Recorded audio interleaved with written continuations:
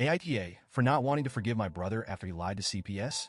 I'm honestly at a loss for words right now, and I feel like I've been living in a haze of anger, confusion, and heartbreak for the past week.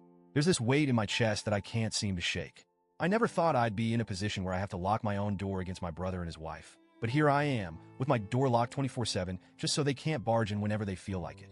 My brother and I have always had a complicated relationship, but I never imagined it would come to this. To give you some background, he's been clean and sober for a few years now, something I'm genuinely proud of him for. He's married, with 2 boys of his own, and I thought he was happy, settled. He preaches about the sober life as if it's gospel now, which, hey, good for him. But me? I smoke weed. It's legal where I live, and honestly, it's something I do for my own reasons he's never tried to understand. For him, any kind of drug is evil, even if it's weed and it's legal. I have 2 kids, too, a girl and a boy. They're my world. I love them more than I could ever put into words. But lately, my brother has been more than just judgmental about my lifestyle. He's been downright cruel. Over the past few months, he's been making these jokes, saying things like, "You better stop smoking that stuff around your kids, or I'm gonna have to call CPS." At first, I brushed it off. I laughed with him, figuring it was just his way of expressing his disapproval. I mean, I knew he didn't like the fact that I smoked, but I never thought he'd actually do anything about it. Then last Sunday, I found out just how wrong I was. It was early afternoon. The kids were in the living room, playing with their toys, and I was in the kitchen, cleaning up after breakfast when my phone rang. I looked at the caller ID and saw a number I didn't recognize. I hesitated for a second, but picked it up anyway. "Hello, is this my name?" The voice on the other end was calm, professional. "Yes, this is she. Who's calling?" "This is social worker's name, a caseworker from Child Protective Services. I've been assigned a report about your home and would like to come by to assess the situation and speak to your children." My stomach dropped. What was happening? CPS? A report?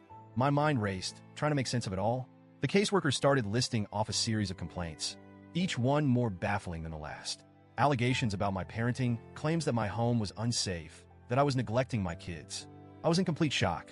By the time he finished, I couldn't even find the words to respond. "This has to be a mistake," I finally managed to stammer.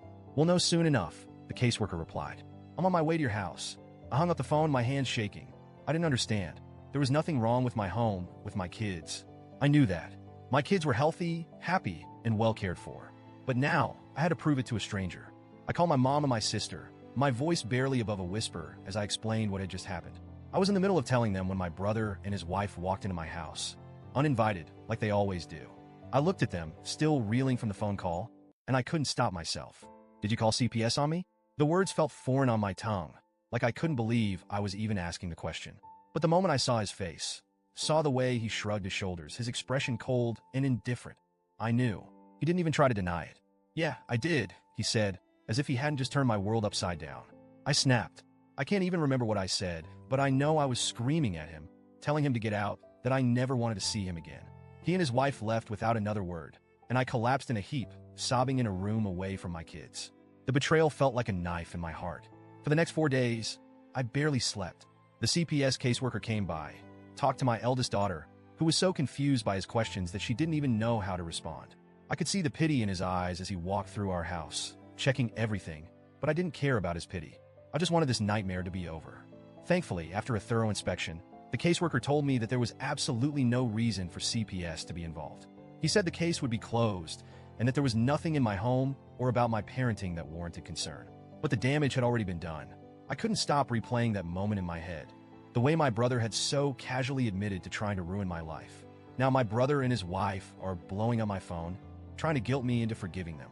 They keep saying things like, "We were just trying to do what was best for the kids, and we love you, we just don't agree with your choices." But all I feel when I think about them is rage. I don't care about their excuses. They didn't just make a bad decision. They put my children's safety on the line. They jeopardized everything I've worked so hard for as a mother, all because they didn't like that I smoked a bit of weed in my own home. I haven't responded to their messages. I don't think I ever will. As far as I'm concerned, my brother is dead to me. He crossed a line that can't be uncrossed, and I don't know if I'll ever be able to forgive him for that. But now I'm wondering, am I the asshole for cutting him off? Should I be willing to forgive him for the sake of family? Or am I right to stand my ground and protect my peace? Update. I just want to thank everyone who's reached out with support and reassurance. Your words have helped strengthen my resolve. The hardest part of all of this is the history my brother and I share. We both went through the foster care system as kids. We were adopted by a man who was nothing short of a monster. You'd think that after everything we went through, we'd be more protective of each other, more understanding. But I guess I was wrong about that too. I'm moving forward with my decision. I'm cutting him off completely. He may be my brother by blood, but that doesn't mean he's entitled to a place in my life after what he did. I'll always protect my kids, no matter what. Thank you again for giving me the strength to do what I know in my heart is right.